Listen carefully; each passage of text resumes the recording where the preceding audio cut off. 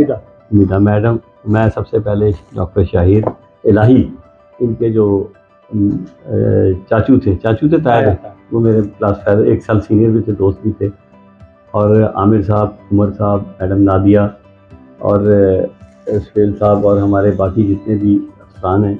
ये एक अच्छा आइडिया, वो मैं तो किसी और अंदाज से उस वक्त कर रहा था, लेकिन अब मेरी गुफ्तगू अब शुरू हो रही है कि ये आपने एक अच्छी बात है कि आप लोग ना बेसिकली एक कोर का काम कर रहे हैं कि सबको इकट्ठा कर दिया आपने चीज़ों को। पहले तो ये था कि डिसऑर्गेनाइज होती थी, तो आपके आने से ये होगा कि एक चीज़, और ये diabetic foot is very common problem, और बेचारे लोग बड़ा इसमें ख़राब भी हो रहे होते हैं।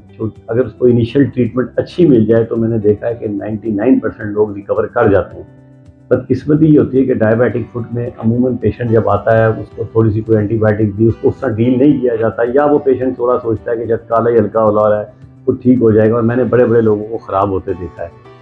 तो ये तो बहरहाल बहुत बड़ी एक सर्विस है हमारी जो हम कर सकते हैं। अगर हम सिर्फ, मैं वही कहता हूँ, आपकी बात से इत्तेफाक करता हूँ कि अगर हम सिर्फ लोगों को अवेयरनेस भी दे दें ना कि डायबिटिक फुट है क्या और डायबिटिक फुट से हम बच कैसे सकते हैं। ये बचने वाली बीमारी है बेसिकली, ये ट्रीट तो बाद में होती है, पहले इसको हम प्रिवेंशन कर सकते हैं और इनिशियली भी कर सकते हैं। तो ये एक अच्छा स्कोप है, और इसको ज़रा मैं तो समझता हूँ और ज़्यादा लेवल पे होना चाहिए, क्योंकि डायबिटीज़, ये सही बात है, इतनी कॉमन है, मेरा ख्याल है हर घर के अंदर एक मरीज़, अगर 5वां मतलब देखा जाए तो हर घर के अंदर एक मरीज़ ज़रूर मौजूद है। और लोगों को अभी भी बदकिस्मती से, मसलन मैंने कई बारी देखा कि डायबिटिक बंदा आया, 500 फर्स्ट टाइम शुगर हुई, इसकी ट्रीटमेंट का इवन मेरे जो कहना नहीं चाहिए, मेडिकल प्रोफेशनल वाले भी उतनी अवेयरनेस नहीं लेते जितनी लेनी चाहिए। मैं कोई ज़ाहिर है एक मेडिकल स्पेशलिस्ट नहीं हूँ, लेकिन मैं कभी कभी प्राइवेट तौर पे पेशेंट को खुद भी डील करता हूँ। जब मेरे पास फर्स्ट टाइम को बंदा 500 की शुगर या 400 की शुगर से आता है, तो मैं एकदम उसको दवाइयों पे नहीं लगाता। और मेरा ख्याल है हाइपर टेंशन का असूल भी ये है और डायबिटीज़ का असूल भी ये है कि अगर एक बंदा जिसकी उम्र को 50, 55, 60 साल है और वो फर्स्ट टाइम प्रेजेंट कर रहा है आपको 400 शुगर, 500 शुगर से, तो ये नहीं है कि फ़ौरन उसको आप एकदम से दवाइयों पे लगाएं। फर्स्ट टाइम डायग्नोसिस होता है, हिस्ट्री लेनी पड़ने की बड़ी इंपॉर्टेंट होती है। हिस्ट्री में ज़्यादा चीज़ें ये देखनी पड़ती हैं कि बंदा जो है वो जो कार्बोहाइड्रेट किस तरह ले रहा है, क्या उसका स्टाइल, लाइफ का स्टाइल क्या, एक्सरसाइज कर रहा है कि नहीं कर रहा। ये सारी चीज़ें जब आप मद्देनज़र रखते हैं तो मेरा स्कूल ऑफ थॉट थोड़ा सा मुख्तलिफ हो जाता है। मैं ये करता हूँ कि पहले उसको कहता हूँ, भाई जाओ 1 घंटा वॉक शुरू करो। दूसरा, चीनी और मिठाई की चीज़ों को परहेज़ कर दो, चाय में चीनी ज़ीरो कर दो। अक्सर लोग चाय में चीनी वाले जो हैं वो 3, 4, 5 चीनी जो है ना, उनको ही दें यार, लेकिन ज़्यादातर लोग ना, तो उनको भी आपको एक छोटी मोटी दवाई दें, तो अगर उसको उसकी लाइफ स्टाइल अच्छा रखें तो वो माशाल्लाह बहुत अच्छी लाइफ गुजार लेता है। और आपकी बात सही है, मोस्ट कॉमन कॉम्प्लिकेशन जो है ना वो 2-3 चीज़ों में सबसे बड़ी, एक तो ये है कि न्यूरोपैथी बड़ी एक कॉमन है, और ख़ास तौर पे ये जो डायबिटिक फुट है इसकी दोनों वजूहत हो जाती हैं कि एक तो न्यूरोपैथी भी हो जाती है, दूसरी वेस्कुलाइटिस होने की वजह से, एथेरोस्क्लेरोसिस से जो ब्लड सप्लाई है वो डिस्टर्ब हो जाती है। और ये दोनों फैक्टर जो है उसको बहुत बड़ा, और जब एक बार इन्फेक्शन हो जाती है वो फिर बड़ी मुश्किल सेटल होती है। इवन मौलाना मुफ्ती महमूद इतने बड़े हमारे जो थे, उनकी डेथ भी डायबिटिक फुट से हुई थी कि उनका जो इन्फेक्शन है, तो बड़े बड़े लोग जो थे वो, लेकिन अब तो अल्लाह का शुक्र है मैंने बहुत कम सुना है कि डायबिटिक फुट से।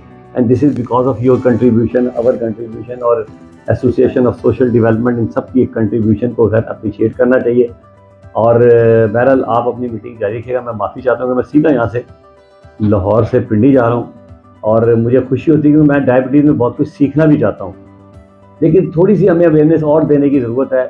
मुझे नहीं समझ आती मेरे डायबिटिक जो डॉक्टर हैं वो क्या करते हैं। मैंने बड़ा आसान काम किया हुआ है, जब मेरे पास पेशेंट आता है, आपको सुबह शाम दोपहर उसको ना फास्टिंग, रैंडम 2 आवर पीती, बंदे का बेड़ा गर्क कर देते हैं आप शुगर करा करा के।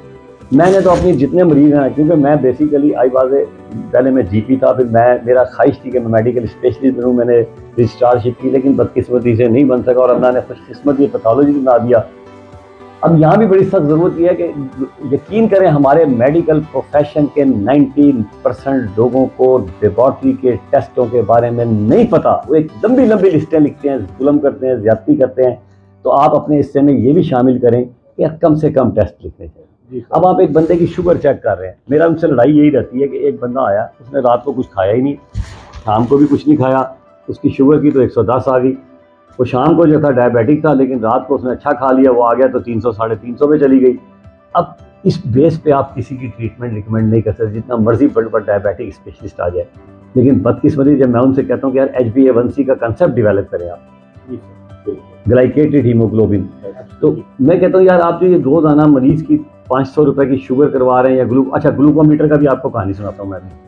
पहले वो जब मैं उनको कहता हूँ यार आप ये जो सुबह दोपहर शाम, यकीन करें जुल्म होता है। आप कभी जाके देखें ना, प्रेगनेंसी में एक नाश्ते से पहले हो रही है, एक ब्रेकफास्ट के बाद हो रही है, फिर एक लंच से पहले हो रही है, फिर एक लंच के बाद हो रही है, फिर उसके बाद एक हर बंदे को पागल कर देते हैं शुगरें करा करा के। उसी डॉक्टर साहब की खुद कराइए ना, फिर उसको पता चले कि शुगरें जब एक, यकीन करें दुनिया का सबसे बड़ा मेंटल ट्रॉमा किसी को जब ये फौजी या कोई अदालतें या कोई और, या जब टेररिस्ट देते हैं ना, वो क्या होता है कि एक बंदे को गंजा करके ना वो नलके के नीचे बिठा देते हैं और उससे हर 1 मिनट के बाद ना एक कतरा पानी का गिरता है, सिर्फ कुछ नहीं होता। और अब वो बंदा इंतजार कर रहा होता है कि वो कतरा गिरेगा, 1 बारी गिरता है, 2 बारी गिरता है, यकीन करें जब वो अगली बारी एक टाइम आता है लगता है उसके एटम बम सर पे फटने लगा, वो इंतजार में होता है, वो पैनिक में होता है।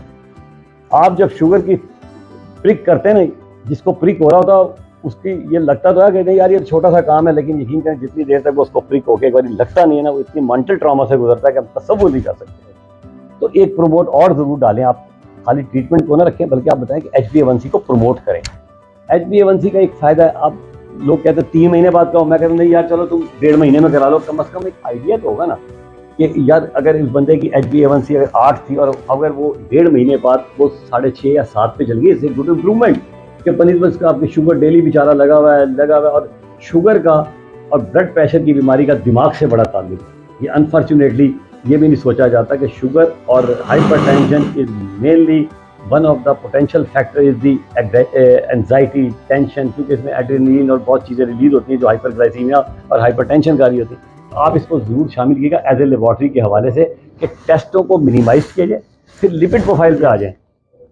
अब लिपिड प्रोफाइल इसके साथ अक्सर लिखा जाता है, मेरा उन पर भी एतराज़ होता है, पूरी लिस्ट लिख देते हैं यार एक बंदे गरीब आदमी को आप कोलेस्ट्रोल ट्राइग्लिसराइड करा दो, ये जरूर दीजिएगा अवेयरनेस, क्योंकि वो HDL LDL वो मैं कभी नहीं देखता। आज बताऊँ, मैं पैथोलॉजिस्ट हूँ, मैं अपनी कराता हूँ, मेरी तो फ्री हो जाती है ना लेबॉर्ट्री से, तो मैंने कभी आज तक नहीं कहा कोलेस्ट्रॉल ठीक है, ट्राइग्लिसराइड ठीक है यार। बस आप बंदों को मोटिवेट करेंगे, सिगरेट छोड़ दो, एक्सरसाइज करो, पानी ज़्यादा पियो, इस तरह के काम करो। यकीन करें मैं आपको सच बता रहा हूँ, हमारे यहाँ बड़ी ज़्यादती की जाती है, ज़रा सा बंदे को तकलीफ होती है उसको कहते हैं चलो जी एंजियोग्राफी करा दो। मैं इन चीज़ों के बड़े खिलाफ हूँ, मैं इन चीज़ों के बड़े खिलाफ हूँ। मुझे एक बारी एंजियोग्राफी हुई, अल्लाह ने किया बचा लिया, कुछ नहीं निकला, लेकिन उसका मुझे बड़ी बारी कहा 8वां साल है कि तुम चेक क्यों नहीं कराते। मैं 6 किलोमीटर चलता हूँ, मुझे आप भगाने में भाग लूँगा, ये नहीं मैं अल्लाह माफ़ी दे अगले लम्हे का मुझे नहीं पता, लेकिन जब मैं सारा कुछ मेरा ठीक करा, मैं ऐसी ओखली में सर देने वाली बात है।